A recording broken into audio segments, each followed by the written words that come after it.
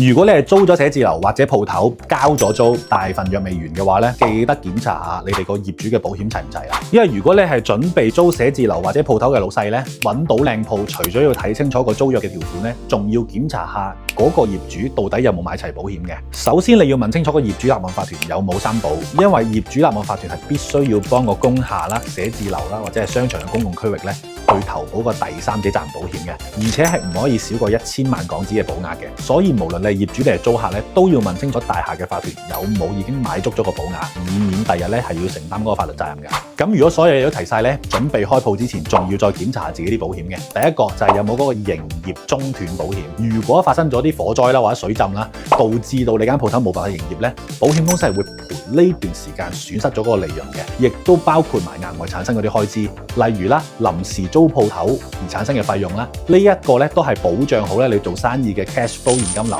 唔好喺意外裏邊中斷咗。尤其係喺一啲地勢低窪嘅地區開鋪嘅老闆一定要留意啊！例如之前喺柴灣啊、杏花村啊、黃大仙呢啲咁嘅地鋪。咁第二樣嘢咧就係個財產嘅存保啦，保障好自己個鋪頭裏邊啲設備同埋你嘅裝修，同埋一啲貴重嘅存貨啊。提一提先，鋪頭嘅租戶咧記得要留意自己個櫥窗玻璃咧係有冇計到入去啊，因為一旦更換呢啲落地玻璃係非常之貴嘅。咁第三樣嘢咧就係個公眾責任保險啦，呢個咧係最常見嘅索償嚟嘅，因為你打開門做生意咧，如果個客人嚟到你個鋪頭裏邊跣低咗啦，又或者係因為個招牌跌咗落嚟整親人啦，呢份保險係會幫你承擔個法律賠償嘅。咁留意翻啦，大廈或者係商場嘅公共地方嘅第三者保險咧，唔包括租鋪裡面嘅範圍嘅，所以咧你開鋪嘅話，你自己鋪頭裡面嗰個範圍要自己買嘅。最後一樣嘢咧就係，如果你又打算請人，記得要買埋個勞保。有啲咩要注意咧，你就可以睇翻我之前嗰兩條片啦。如果想了解翻你嘅公司保險點樣買先至可以合規得嚟，又保障到你咧，